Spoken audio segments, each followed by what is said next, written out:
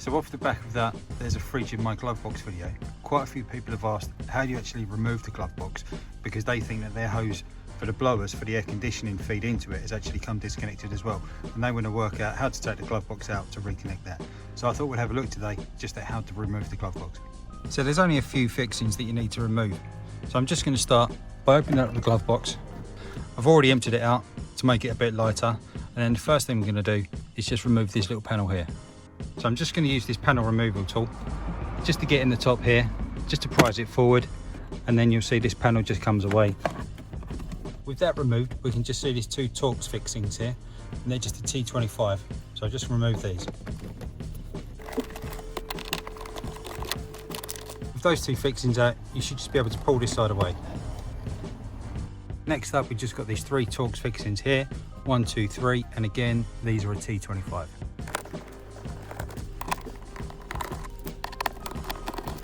And then next up, right at the back of the glove box, you can see these two T30 Torx fixings. So we'll just get them out now.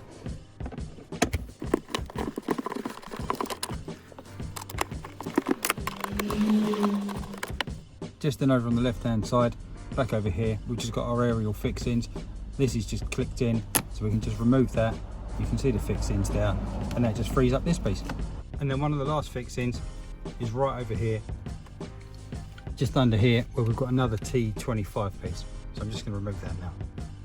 Okay, so with all those fixings removed, what I'm going to do now is just give it a gentle kind of pull this way towards us, and what we should see is this top kind of area just pull away, and then hopefully the whole thing will just sag down and drop down a little bit.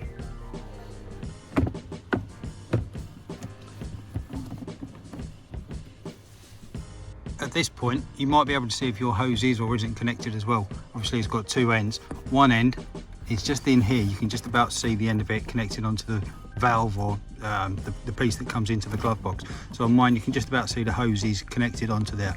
If yours isn't connected onto it, then you might need to just have a quick search and yeah, plug it back onto that piece. But obviously we're going to carry on because we want to check and make sure that the other end is connected back up above as well. And then once it's pulled forward, what you can see just on the top then is the glove box light. So to remove this plug, just so that we can free it up so we're not snagging or pulling these cables too much, what I'm going to do is just remove it just by pushing that pin in and sliding it down, and then underneath you can just about see this kind of clip here. So if you just push that in and the plug pulls away and the light comes off. So then to continue with removing the glove box, what I'm going to do now is just keep pulling it kind of forward. Possibly the hose might disconnect itself as we pull it away, but I'm just going to keep coming forward just slightly. There you go, you can see the hose more now. And what we can also see now is the plugs that connect onto the USB connector. Just on the right hand side, we've got the glove box lid detector, whether it's open or closed, obviously to bring on the light as well. So we've just got a connector for that. Again, that's just a plug down this side. You need to push the tab in and that should just pull away nice and easily too. There we go. So for disconnecting these USB socket plugs, pretty much the same as the ones that we've seen I think on the door switch. We've just got this blue tab. As we kind of fold that forward, what happens is the whole plug kind of just lifts out. So I'll just see if I can get the camera back on the tripod so that I can show you that. So there we go, hopefully you can see we've just got this grey tab here which we just need to push in. Once that's pushed in, we should be able to push this blue kind of collar bit down.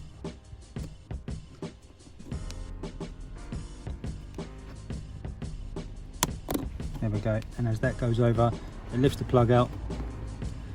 And that should, he says, come away. There we go. If your cold feed air hose is connected, then obviously if you're looking to remove the glove box, now's the time to just disconnect that. So just give it a little movement and that should come away like that as well. With all of those cables disconnected, what I'm going to do is just close the glove box up, just to make it slightly smaller, and now just pull it away and the whole thing comes out. And then with that away, what we can see inside is just all of the different elements that we've got in there, working around the back of the heater and so on.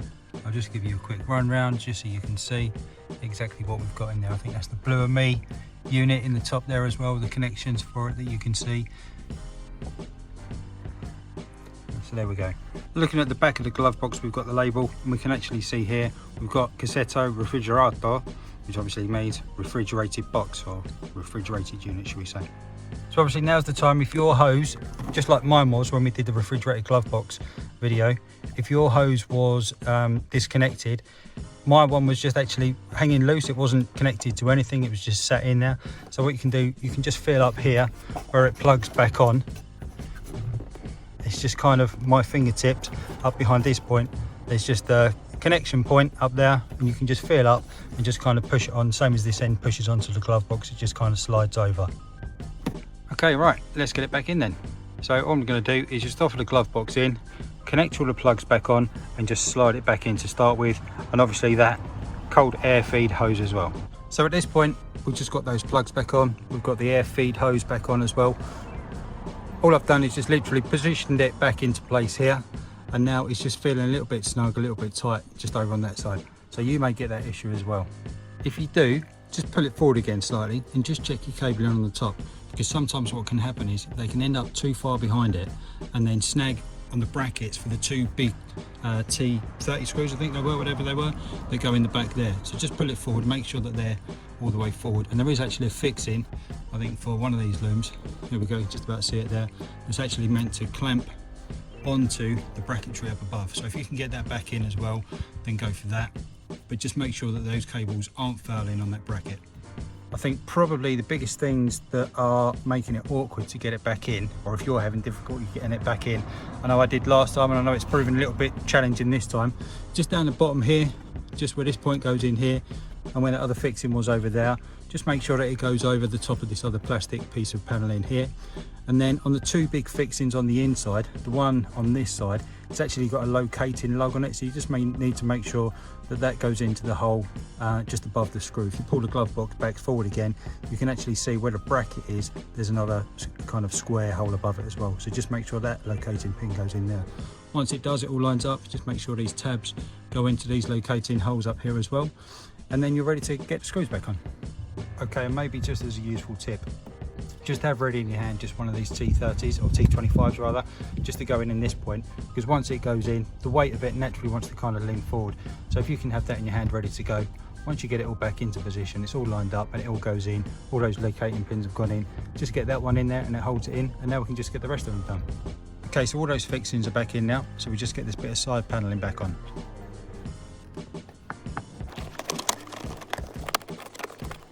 Okay, and spot the mistake. Obviously I've put these two fixings in already. So don't use them ones if you're going to do it. Use this top one to hold it in initially, because you need to fix them through this bit of side paneling. So with all those bits of paneling back on, all those fixings back in, we can see the bulbs working again just on the thing there as it goes in.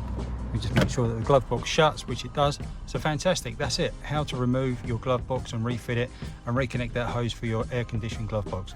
So hopefully that's been useful. If you've enjoyed it, give us a like down below. If you haven't done so already, remember to hit subscribe coming up here now. Thanks very much for watching, really appreciate it, and see you in the next one. Cheers.